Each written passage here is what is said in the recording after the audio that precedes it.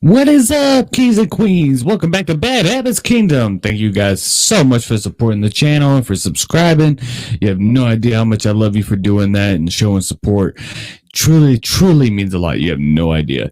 You can also check us out on TikTok, Instagram, Spotify, Facebook, Apple. We got it all, my babies. Kings and queens, as of always, if you hear any yelling, screaming, or breaking, that is my almost 2-year-old baby girl, Luna. She's going to be 2 in January, in the next few weeks. So she likes to be part of the show. And when I don't include her, she gets a little upset and tears down the lights and cameras and stuff. Yeah, it's okay. I still love her.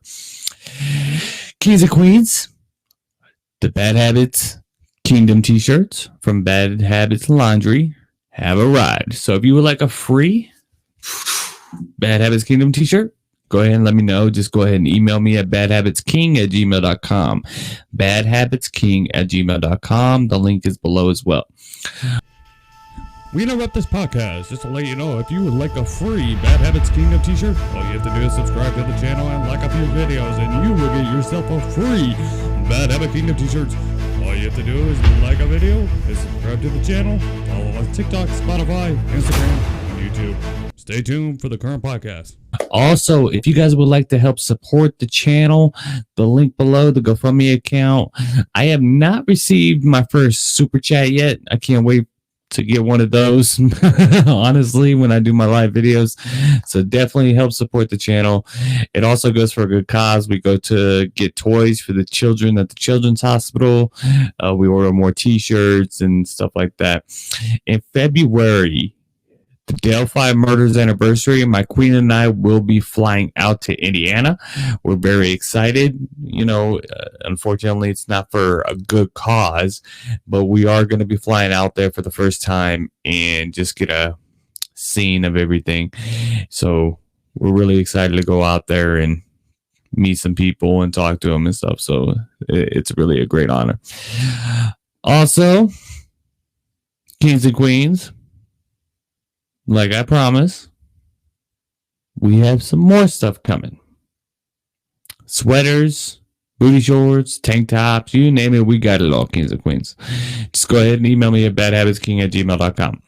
Tonight's video, okay, so everybody knows that this channel is not true crime only. This is not a true crime channel. This is bad habits. It's a bunch of bad habits stuff, okay? But the Delphi case is something that I've always been very attached to. And for the past couple of days, it's like one of the most things I've been thinking about nonstop. Okay, now I've always been very much emotional involved in this case. I'm very attached to it. I watch videos about it, read about it for years now. And for some reason, the past few days, there's a lot of things that's been just really scratching my back, and I can't figure it out. So I really would love your guys' input on this, okay? First things first, okay? The police have released new information about the case.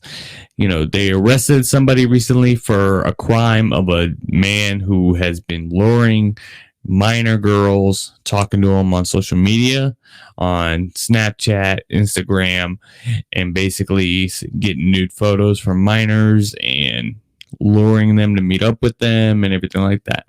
And apparently in December of 2016, 2 months before the murders happened, there was contact between Keegan Klein, if that's his name, is that his name? Keegan Klein and Libby German. Now, when I first heard this, I thought it was just a rumor. I didn't think there was clarification, but apparently it has been confirmed that there was contact between Libby and this monster. Now, for the longest time, I've been trying to figure out, why did Libby German pull out her phone and start recording this person? Okay, all it shows is a guy walking towards him on the bridge, and the audio is guys down the hill. What do the police really know? Where are they going? What are they getting at? I really have a feeling that they are going to be solving this case very soon. Now, I don't know if it's just because I hope they're going to, and hope is literally the only thing stronger than fear, which is the true fact. I saw it in the movie Hunger Games, but it is a true thing. I really hope that they solve this case soon. And I really think they're going to. I don't know why I think this, but for some reason, I just have a strong feeling that this case is going to be solved very, very soon. Now, they release the information. Everybody jumps on it. Anytime they release any kind of information when it comes to this case, everybody jumps on it right away. They automatically assume, including myself, that this could be this could be Bridge Guy. Same thing when it happened with Chadwell. When Chadwell first came out, he had the tattoos of girls crying on the arms. It looked like Libby and Abby. He liked to hang out in the woods. He lived about 20 minutes away from Delphi. He was arrested for, raping, sexual assaulting, strangling his next door neighbor who was a minor girl. We were all pointing at him, kind of looked like he fit the description, little heavy set. The voice kind of similar, not a whole lot, but it was kind of similar. I don't know if that was just my mind trying to make me think that it sounds like him, or it was kind of similar. But it turned out it was not Chadwell. That's pretty much confirmed. Police ruled him out, and he was arrested and charged, and now going to be spending the next rest of his life in prison for a horrible crime. Then they released new information recently. Keegan Kline, which really pisses me off because Keegan Kline was actually out here in Las Vegas. This is my city. I was born and raised here in Las Vegas. Vegas is actually very, very small. Everybody knows somebody that knows you. So if he has connections out here, or if he has family out here or something like that, I wish to God I would have known about him back when he was out here.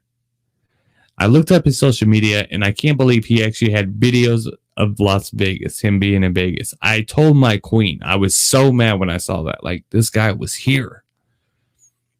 He was here. If we would have known then, and we would have known he was here, we would have gotten his ass. For sure.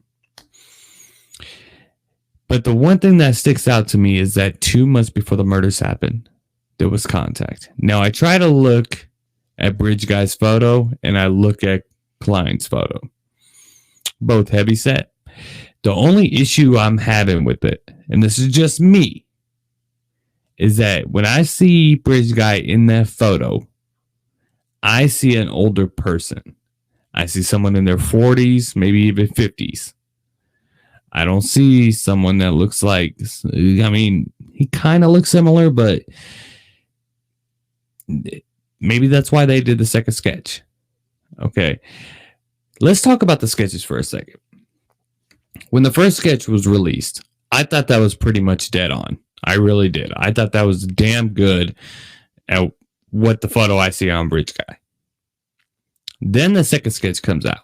So basically the second sketch comes out because it's the police saying, hey, this is something we screwed up on. This is the right person to look for, which is a totally different sketch, which didn't make any sense for the longest time. To this day, I still believe the guy on the bridge looks more like the first sketch. That's just what I see. Now, I'm not saying I'm right. I'm just saying what I see is more of sketch number 1. Bridge Guy, heavy set, knows the area. I guess that area is popular for the locals. I guess if you're just, visiting or something, you don't know about it. I don't know if that's true. I've never been to Delphi. I don't know the people in Delphi, but apparently even people that come to visit don't even know about it. They don't go out there. Only really locals or people in the immediate cities around Delphi.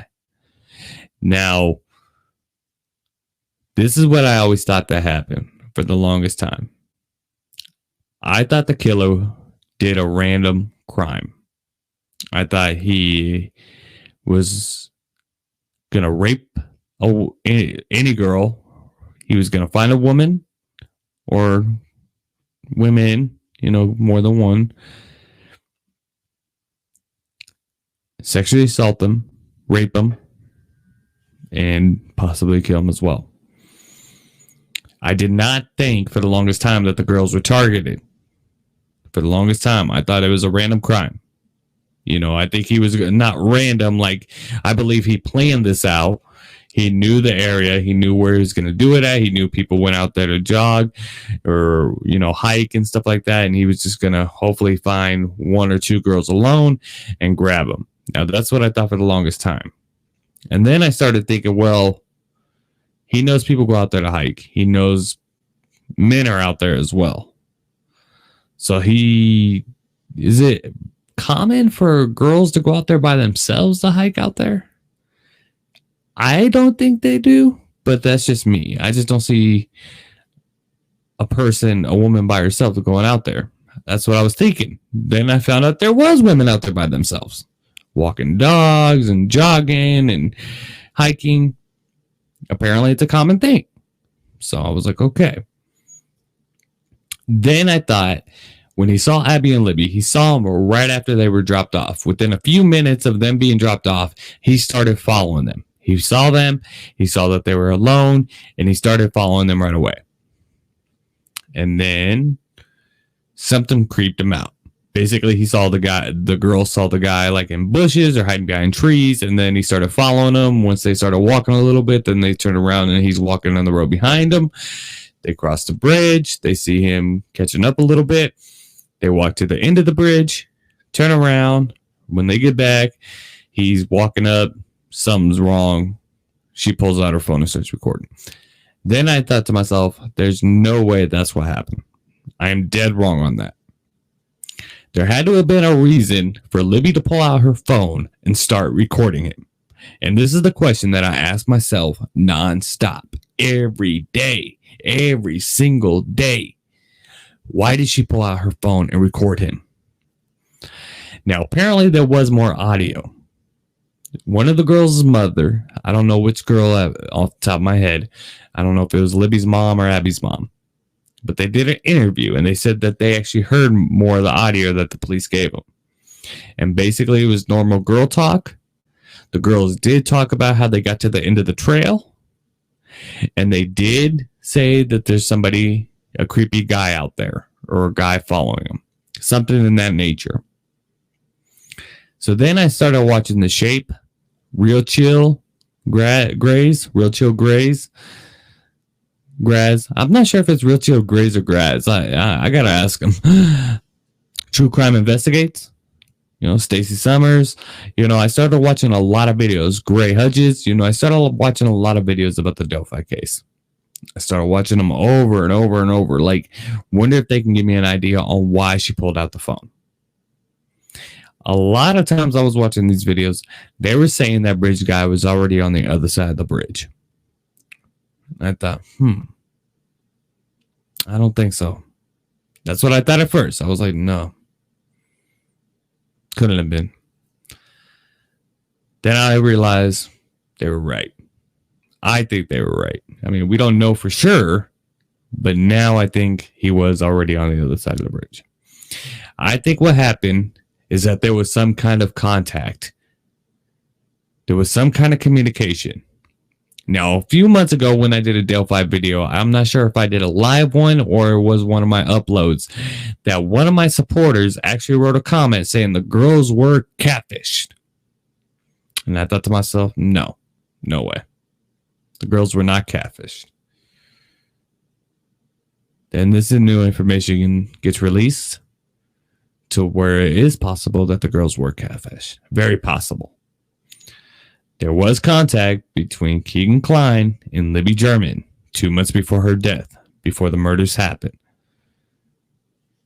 He could have catfished her. That is a high possibility. Okay, let's go back. So then I thought they were right. The guy was already on the other side of the bridge. So what made her decide to pull out the phone? So the mom, one of the girls' mom, said that they did make it to the end of the trail. They said that in the audio. So they cross, and then bridge guy either passes them right when they get to the end of the bridge, or he walks up when they're just getting off the bridge. So this is what I think happened. This is just my theory. I think when they got off the bridge, he approached them and something went wrong. Something creeped them out. Maybe they were meeting somebody out there. And then he said, "Oh, it's me. Yeah, that photo, blah, blah, blah." And then she realized something was terribly wrong. Maybe he said something inappropriate to them. Maybe he tried to touch them. Something happened beforehand, before they got to the end of the trail, right when they got off the bridge. Now, this is just my theory. This is just what I'm assuming. Okay, I know a million people are going to say that's not what happened, but I'm just saying my theory as of right now. They end up passing each other. Okay, maybe he said a comment, maybe he didn't say anything, but I do believe there was contact. He ends up starting on the bridge. They go and finish off on the trail. They turn around. They start heading back because they got to the end of the trail. That was in the recording, to one of the girls' mother. When they get back to the bridge, they see him coming back. Now, creepy things happen all the time. Weird things happen all the time. You know, to us, almost every day, we get creeped out about people or weirded out about things. But it's rare that we pull out our phones and start recording them. That's what made me think that something seriously had to have happened or had to have had some kind of contact beforehand. That's why I thought for the longest time that he was following them a few minutes after they were dropped off. Because that would creep somebody out. You see someone in the bushes or see someone standing by trees or even seeing someone that's behind you in a distance, but they keep stopping. They're looking around. It seems like they're catching up. It's a grown, big sized man. In that video, when I see that bridge guy walking across the bridge, I see like a, stocky guy. That's what I see. There's got to be the reason why she pulled out her phone and recorded him. She knew something was wrong. Okay, now I know I talked about this in other videos, in other interviews and stuff. I really think some kind of contact happened. I don't think he just passed them on the bridge and that was it. I don't think that he just followed them and that was it. There had to have been something that triggered her to pull out her phone. Maybe she already had her phone out, but to actually record him. Was she recording him to say, hey, to show people look at this creepy guy out there. This guy was following us and stuff. Or this guy right here was saying the nastiest things to us. This guy hit on us. This guy said that he was 14 or 17. What happened to make her pull out the phone? And the reason why I keep asking this is because I really need your guys' help on this. This is what I've been thinking about literally for days, non-stop. I was at work the other day thinking about this. I was fixing a PCS2 machine. I'm not going to tell you what plasma company I work for, but I was fixing a plasma machine and it just popped in my mind. Why did she pull out her phone? Why did she record him? Maybe she already had her phone out. That's a high possibility. I would say she already did have her phone out. But why did she record him? How did she know something was wrong? Was she just creeped out? Were they just creeped out? I say that he did have a gun. I would say he had a gun. Now, the police actually say that the murders were not caught on recording. There was no... I do believe that question was asked by True Crime Investigators to the police. I'm not sure exactly who asked them, but I did see a video where they asked them, is the murders on the recording? And the police said no. Okay. So the police are saying they're not going to release any more recordings because they don't want false confessions. That's why they won't release any more recordings. That's why they won't release any more information, because they will have false confessions. So if the murders were not on recording, How would there be false confessions? Why won't they give us more recording than just guys down the hill? Obviously, it's not enough. What do the police know? What do they know? They know how the girls were murdered. That's a done deal.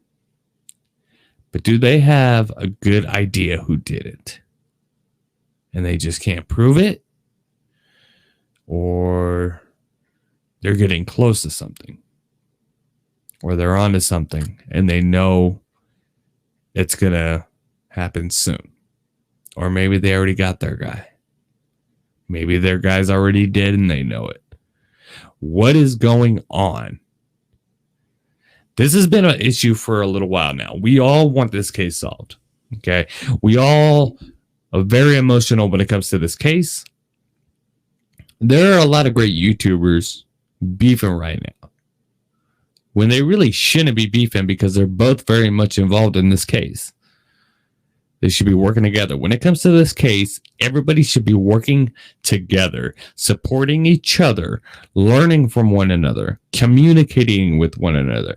Because at the end of the day, the only thing that matters is getting this fucking case solved. Forgive my language. But we got to get this case solved.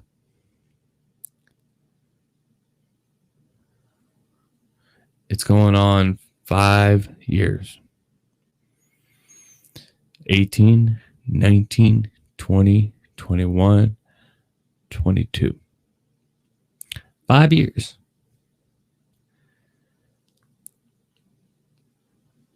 It's time. It's really time. It's been long enough. Obviously, the 3 words, guys down the hill, isn't enough to help us. What's wrong with giving us the information of the girls walking towards the end of the bridge? The ones that they play for the families. Why can't they give us that audio recording? Why can't they give us recordings if there was a guy following them and they said that in the recording? Or something creeping them out? Or more than guys down the hill? Maybe it's too... Because I do believe when that audio was caught, the phone was in Libby's pocket. That's why you can barely hear it and it's kind of scruffy. I think she put the phone in their pocket when he approached them. But I do believe the girls were not on the bridge when he approached them. I think they were about to get on the bridge and then they saw him walking towards them and they were pretty much in a dead end. I don't know how the trail is. I watched the videos on True Crime Investigates and Gray Hudges and many things. I'm not sure if it's like a dead end on one side of the trail. I'm not sure, but that in my mind, that's what it is. That there's one entrance, one exit pretty much. I mean, actually, no. Actually, I know there's multiple.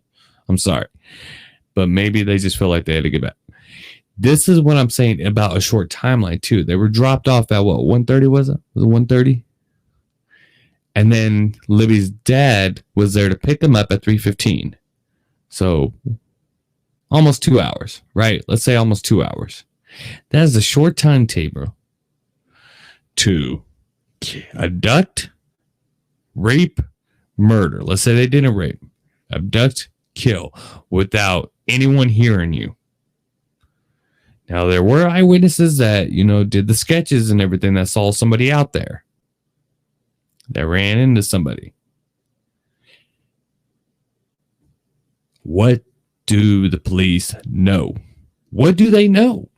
Why won't they tell us a little bit more? Just a little bit. What are they on right now? I think they're on to something very good.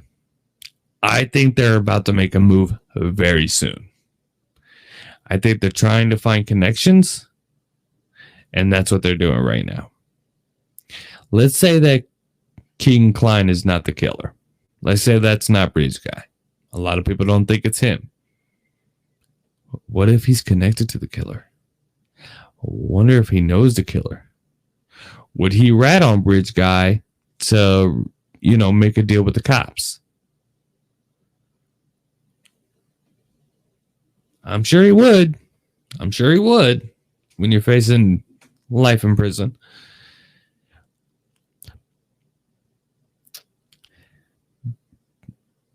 I know when it comes to me talking about this case, I get quiet and I'm trying to figure things out, but we gotta find out what's going on. When I see Bridge Guy, listen to the audio. Just listen to the audio and look at Keegan's photo and listen to the audio.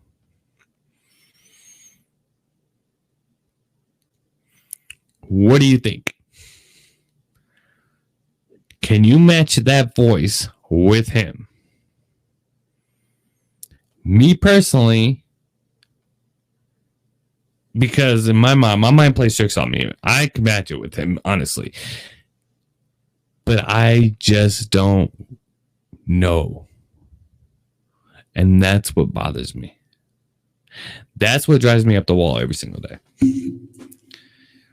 There's a lot of us that are trying to help, trying to keep this case alive. You know, I actually did a video on the Evansdale murders. 2 little girls killed, riding their bikes, murdered, cases unsolved. Just like Delphi, they were out, you know. But their case isn't talked about as much. You don't hear about Evansdale a whole lot. You hear about Delphi, but you don't hear about Evansdale. That's why I'm going to be doing other videos about Evansdale. Even though, like I said, this is not a true crime channel. This is not a true crime show, but we do go over true crime stuff. But this case has been in the spotlight for a long time. People want answers. People want information. People want to help. But the police know things, and they won't help us with just a little bit more. I'm not saying tell us everything to make false confessions, because false confessions will happen. They will. I don't know why they happen, but they do. People who false confess all the time. I don't know if they do it for entertainment. I don't know. Just a little bit more. What do the police know? What do they know that they're not telling us? What do they know that they won't tell us? What do they know that they're afraid to tell us or ashamed to tell us? What do they know that they don't know? Maybe they don't have enough information. Maybe they don't know who did it. Maybe they don't know how the girls, you know, what happened to them. You know, they don't know who did it, obviously, because the guy's not in jail. I do believe if they had a good idea who did it, they'd be bringing him in. They're trying to connect dots step by step. And I really think sometimes they give us a little bit of information every now and then just to keep us like, okay, they're still working the case. You know, sometimes I think they're never going to be able to solve this case. You know, the first few days or weeks is extremely important when it comes to murder investigations. It's been 5 years. 5 years. Oh, you know, we're going to talk to this guy. He's a person of interest in the Delphi murders. We're going to talk to this guy. He's a person of interest. The reason why we got so excited about this time is because this person actually had contact with Libby German 2 months before the murders happened, who was well known for talking to minors, getting nudes from them, luring them, catfishing them. And that's what a lot of people think that happened to Abby and Libby.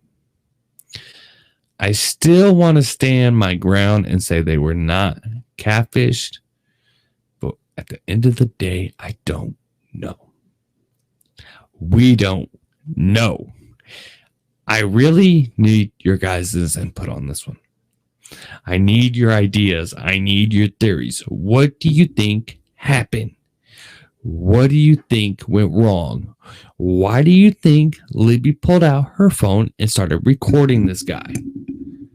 Do you think there was contact? Do you think there was some kind of communication before she recorded him?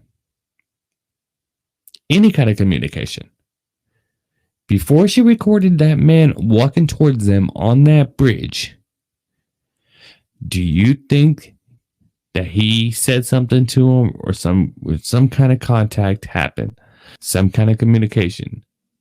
Why do you think she freaked out enough to record him? Did she know something terribly wrong was about to happen? and she was doing everything she can. What happened?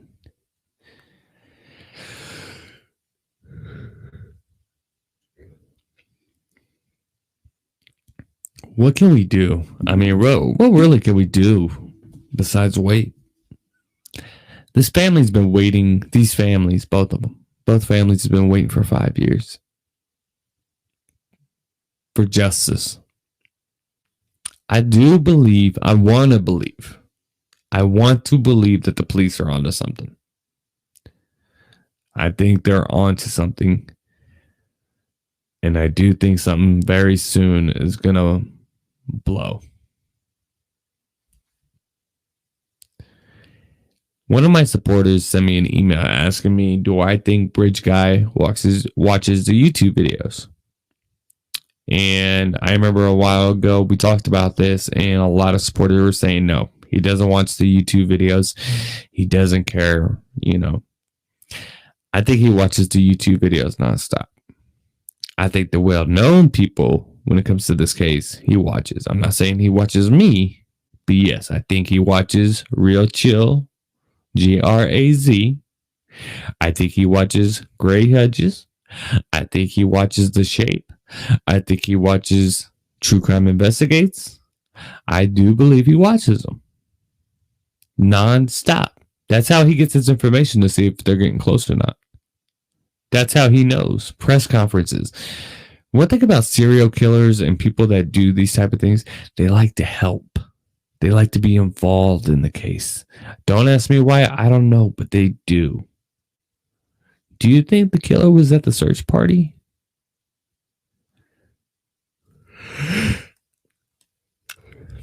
Do you think he was part of the search party? When Abby and Libby, when they were looking for him before they found him, do you think he was out there helping look for him? Knowing what he did.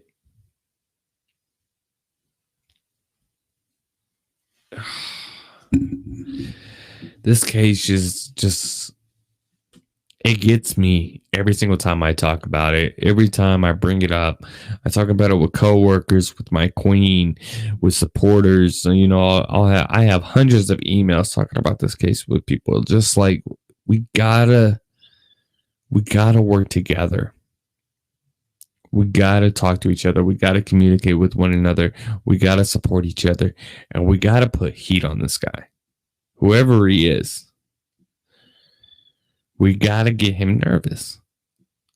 We gotta let him know that we're not ever gonna stop. We're not gonna let up.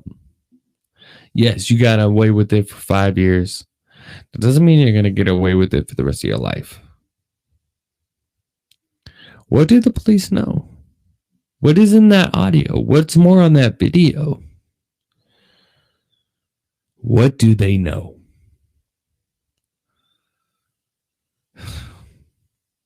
I'm going to end the video now, guys. And I do apologize how I acted in this video. But this is just an emotional case for me. I am extremely tired. I got to get up in 2-3 hours for work. I just want this case solved. And just because it gets solved, we're not going to ever stop talking about Abby and Libby. Their memories will live on, but at least their families would have justice. I'm not going to say peace. They lost their baby girls. I don't think they'll ever have peace, but they'll at least have justice. Now, a while ago, I made a video about James Chadwell, sorry. And I got into an argument with a big true crime YouTuber by the name of Human Animal because I used Chadwell's photo as a thumbnail. So I was like, you know what? We got into a huge argument because she was saying if they go to court, if they arrest the real guy and it goes to court and they show the judge, that I'm making it look like it's Chadwell, it could convince the jury to let the killer go.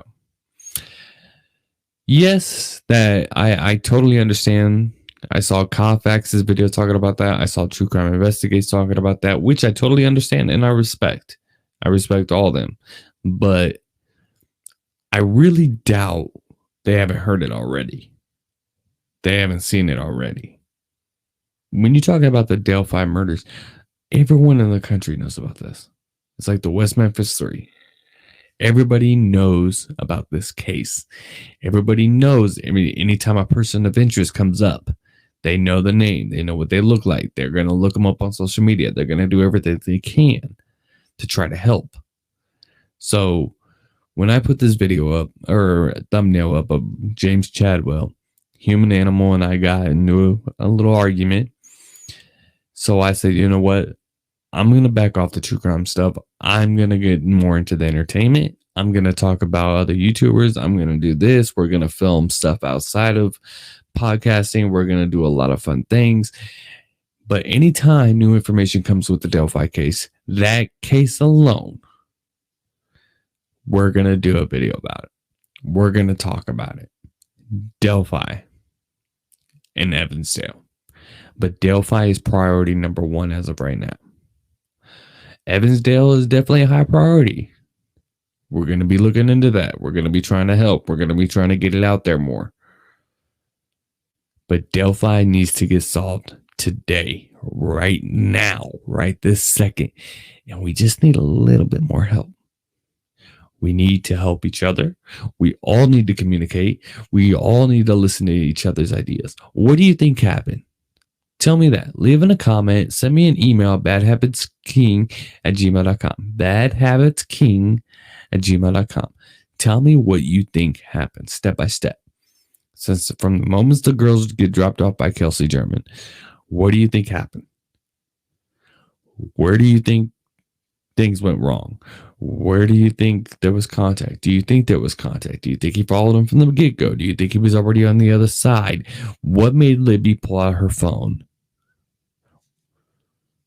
Do you think the killer lives in Delphi or outside in the immediate cities? Do you think he was at the press conference? Do you think he was part of the search party? Do you think he was interviewed by the police? What do you think happened? Tell me what you think. Tell others what you think. We all need to get together. We all need to listen to each other and support each other.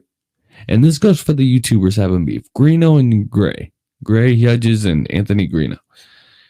Both YouTubers, both influencers. You know, they have a lot of subscribers. Gray has, 70,000? Greeno has 17,000. You're an influencer. You can make a video about anything and you're going to have 10,000 views on it at least. And they're both very well known about this case. They both want this case solved, squash the beef, and work together. Maybe you two can come up with something that nobody else can. Maybe you two, just by having a conversation about the case, can come up with something. You don't know. When it comes to this case, it's sensitive, and we all should be supporting and listening and helping each other to help the families. That's it. That's it. We need to help the families out. We need to give the families justice. 5 years. It's been long enough. And it drives me nuts knowing that Keegan Kline was out here in Las Vegas, walked my streets of my city, and we didn't get him.